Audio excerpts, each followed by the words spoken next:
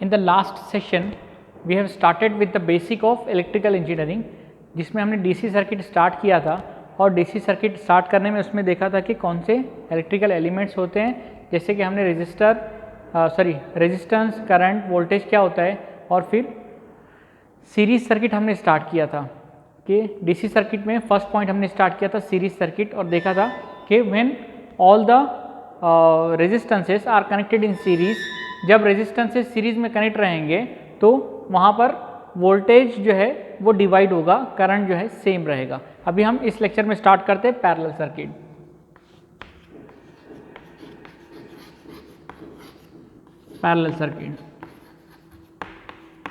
Parallel circuit किसको बोलेंगे? When resistances are connected in parallel. Parallel में कनेक्ट होने का क्या मीनिंग है? रेजिस्टेंस हमको पता है, दिस इज अ रेजिस्टर, ठीक है, ये एक और रेजिस्टर है सपोज,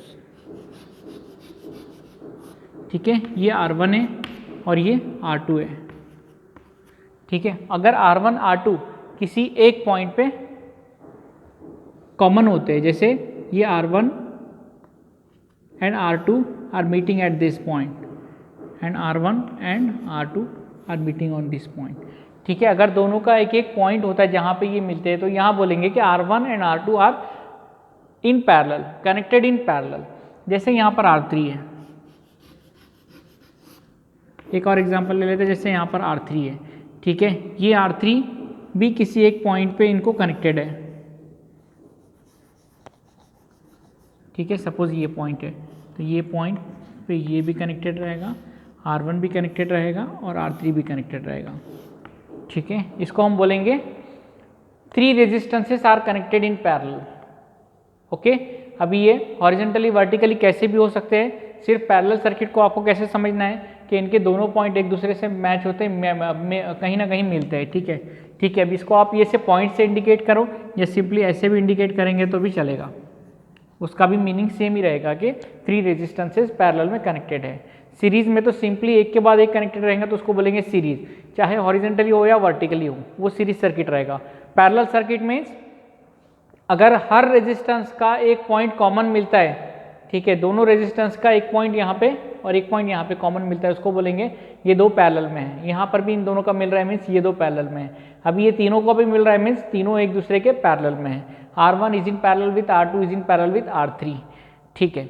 अभी पैरेलल सर्किट को हम सपोज कनेक्ट करते हैं एक वोल्टेज के अक्रॉस, एक बैटरी हम यहाँ पे शो करते हैं, जैसे हमने सीरीज सर्किट में देखा था, हम यहाँ पे पैरेलल सर्किट में देखते हैं कि हमको पता है कि करंट को फ्लो होने के लिए क्लोज पाथ चाहिए, इसके लिए हमने यहाँ पे इसको क्लोज किया है, ये इसके अक्रॉस एक वोल्टेज को कनेक्ट किया है और इसके अक्रॉस करंट जो फ्लो होगा जिसको हम बोल रहे हैं I, ठीक है, टोटल करंट इसके थ्रू I होगा। सीरीज सर्किट में हमने देखा था कि जब भी रेजिस्टेंसेस सीरीज में रहेंगे क्या सेम रहेगा? करंट सेम रहेगा, वोल्टेज ड्रॉप होगा, उसका अपोजिट यहाँ पे होगा। यहाँ पे जब भी पैरेलल सर्किट में हम वोल्टेज अप्लाई करेंगे तो करंट डिवाइड होगा, करंट हर ब्रांच में डिवाइड होगा, voltage will remain same. Voltage across R1 is V, voltage across R2 is V, voltage across R3 is V। जब भी रेजिस्टेंसेस पैरेलल में कनेक्ट रहेंगे वोल्टेज सेम रहेगा, very important concept. Current divide होगा, current कैसे divide होगा? इस branch में जो R1 में जो करंट फ्लो हो रहा है उसको हम बोलेंगे I1, जो R2 में करंट फ्लो हो रहा है उसको बोलते हैं I2, जो करंट फ्लो हो रहा है R3 में उसको हम बोलेंगे I3, ठीक है। अभी ये I1, I2, I3 अगर इन सब का सम करेंगे तो क्या आएगा? I आएगा। अभी ये तीनों करंट फ्लो होके यहाँ पर फिर से मैच हो जाएंगे और सबका एडिशन हो जाएगा तो ये यहाँ पर फिर टोटल करंट फ्लो हो जाएगा, ठीक है। इनका सबका सम I1 plus I2 plus I3 is nothing but I, यहाँ पे डिवाइड हो गए, यहाँ पे फिर सम हो गया तो यहाँ पे टोटल करंट हो गया, ठीक है। ऐसे पैरेलल सर्किट होता है। अभी पैरेलल सर्किट में क्या होता है, अगर आपको फाइंड आउट करना है I1 फाइंड आउट करना है कि करंट I1 क्या है, current through R1 is I1, R1 में से जो करंट फ्लो हो रहा है उसको बोल रहे हैं I1, वो कितना रहेगा? V/R1। हमको पता है वोल्टेज तो सेम ही रहेगा चाहे वो R1 हो या R2 हो या R3, तो इसके लिए I1 कितना रहेगा? V/R1। I2 कितना रहेगा? I2 रहेगा V बाई R2, I3 कितना रहेगा, I3 is V by R3। Total current कितना रहेगा, total current is nothing but I1 plus I2 plus I3। सबका वैल्यू सब्स्टिट्यूट करो। I1 का वैल्यू क्या है, V by R1 plus I2 का वैल्यू कितना है, V बाई R2, I3 का वैल्यू कितना है, V बाई R3। ठीक है, ये क्या रहेगा, करंट।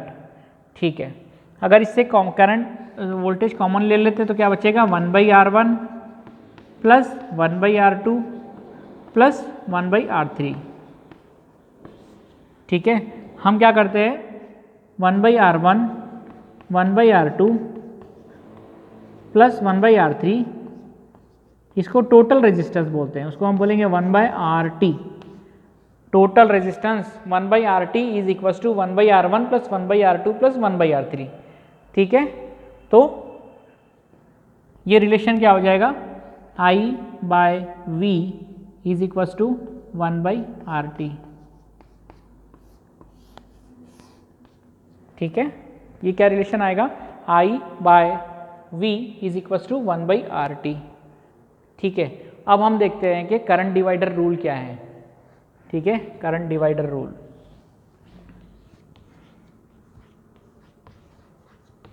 Very important.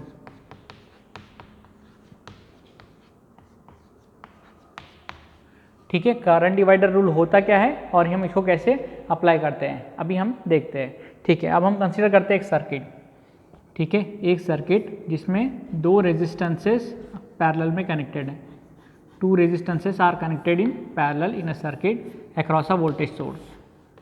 ठीक है, इसको हम बोलते हैं R1, इसको बोलेंगे R2, और इसमें जो करंट फ्लो हो रहा है वो I है, टोटल वोल्टेज V है। अब ये करंट यहाँ पे डिवाइड हो जाएगा, यहाँ पर जो करंट फ्लो होगा उसको हम बोलते हैं I1, और यहाँ पे जो करंट फ्लो होगा उसको हम बोलते हैं I2। ये सेम कंसेप्ट है, जैसे एक वाटर का पाइपलाइन होता है, अगर यहाँ से वाटर आएगा तो यहाँ पे दो पाइप में डिवाइड हो रहा है। इस पाइप में से जो करंट जा रहा है इसको बोल रहे हैं I1, इस पाइप में से जो करंट जा रहा है इसको बोल रहे हैं I2। ठीक है, और फिर ये दोनों ऐड होके यहाँ पे फिर से I हो जाएंगे, हमको पता है ये फिर से ऐड हो जाएंगे, यहाँ पे I हो जाएंगे। ठीक है, अभी यहाँ पे टोटल रेजिस्टेंस कितना रहेगा बताओ, हमको पता है कि 1 बाई RT जो है is nothing but 1 by R1 plus 1 by R2। यहाँ पे दो ही रेजिस्टेंसेस हैं तो इनका टोटल रेजिस्टेंस कितना रहेगा, 1 by RT is equal to 1 by R1 plus 1 by R2। 3 resistance रहेंगे तो 1 by RT is equal to 1 by R1 plus 1 by R2 plus 1 by R3 and so on. जितने रेजिस्टेंसेस रहेंगे उसको ऐड करते चलेंगे। इसको थोड़ा सा सिंप्लीफाई करते हैं, क्या हो जाएगा, देखो ये R1 प्लस ये R2 divide by R1 R2। ठीक है, ये 1 बाई RT का वैल्यू है, this is the value of 1 by RT। इसका कॉम्प्लीमेंट कर देते हैं, मीन्स हम RT देखते हैं, टोटल रेजिस्टेंस कितना है, ये इसका अपोजिट हो जाएगा R1 R2 by R1 plus R2। ठीक है, ये रहेगा टोटल रेजिस्टेंस। अगर हम ये सर्किट ड्रॉ करते हैं करंट डिवाइडर रूल के लिए, और या फिर किसी भी सर्किट पैरेलल सर्किट में इक्विवेलेंट रेजिस्टेंस फाइंड आउट करना है, तो अगर दो रेजिस्टेंसेस है तो उसका वैल्यू रहेगा 1 by R1 plus 1 by R2। उसको सिंप्लीफाई किया तो RT क्या आएगा, total resistance that is nothing but equivalent resistance is equal to R1 R2 by R1 plus R2। ये इक्विवेलेंट रेजिस्टेंस फाइंड आउट करने का फार्मूला रहेगा अगर दो रेजिस्टेंसेस पैरेलल में कनेक्टेड है तो। ठीक है, हमको पता है V is equal to I R, total voltage V is equal to V is equal to IR। Okay, this is RT and V is equal to V, total voltage V is equal to I into RT। हमको पता है, यहाँ पे हमने देखा है, कहाँ देखा है, V is equal to IRT, ये इस रिलेशन से मिलता है, V is equal to I into RT। यहाँ पे RT का वैल्यू सब्स्टिट्यूट करेंगे, RT का वैल्यू कितना है, R1 R2 by R1 plus R2 which is equal to V is equal to I into RT का वैल्यू कितना है, सब्स्टिट्यूट करो, R1 R2 by R1 plus R2। ठीक है, अभी देखते हैं current divider rule across R1। R1 के अगर अक्रॉस आपको करंट फाइंड आउट करना है वो क्या रहेगा, I1 कितना रहेगा, I1 is equal to V by R1। यहाँ पे हमने देखा है I1 is equal to V by R1। अभी V का वैल्यू हमको यहाँ पे पता है, this is the value of V का वैल्यू यहाँ से हमने फाइंड आउट किया है, ये V का वैल्यू हमको यहाँ पे सब्स्टिट्यूट करना है। तो V का वैल्यू कितना है, V का वैल्यू कितना है, I into R1 R2 by R1 plus R2, ठीक है, डिवाइड बाई ये R1 एज इट इज़। तो ये R1 कैंसिल हो जाएगा, यहाँ पे क्या बचेगा, I into R2 by R1 plus R2 is current through R1, that is nothing but I1।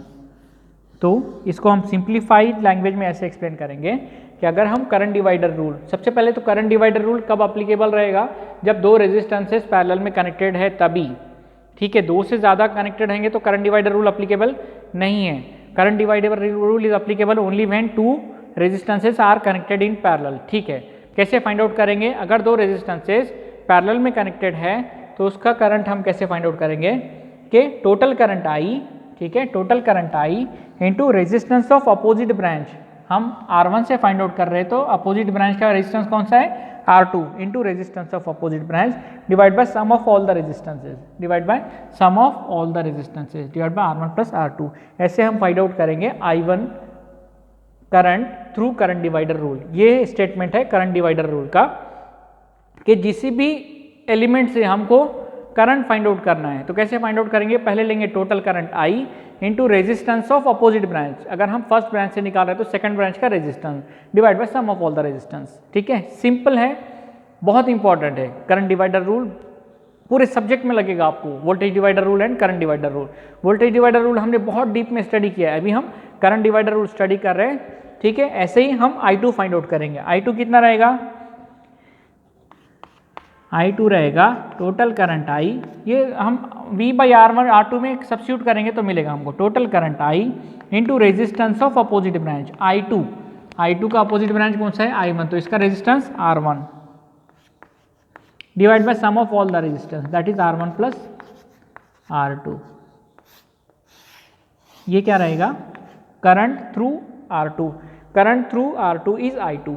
ये क्या रहेगा, total current I into resistance of opposite branch divide by sum of all the resistance. ये होता है current divider rule. बहुत important statement है, बहुत important formula है। जब भी हमको फाइंड आउट करना रहेगा वोल्टेज डिवाइडर रूल, पहले तो आपको ये पता होना चाहिए कि सीरीज सर्किट है तो सीरीज सर्किट में करंट सेम रहेगा, वोल्टेज डिवाइड होगा। पैरेलल सर्किट है तो पैरेलल सर्किट में वोल्टेज सेम रहेगा, करंट डिवाइड होगा। जहाँ भी सीरीज सर्किट है तो वहाँ पे वोल्टेज डिवाइडर रूल अप्लीकेबल है, जहाँ भी पैरेलल सर्किट है वहाँ पे करंट डिवाइडर रूल अप्लीकेबल है। Current divider rule is applicable only when two resistances are connected in parallel. वो कैसे फाइंड आउट करेंगे, अगर दो रेजिस्टेंसेस कनेक्टेड है पैरेलल में तो total current I into resistance of opposite branch divide by sum of all the resistance, ये रहेगा current divider rule. Okay, thank you for watching the video.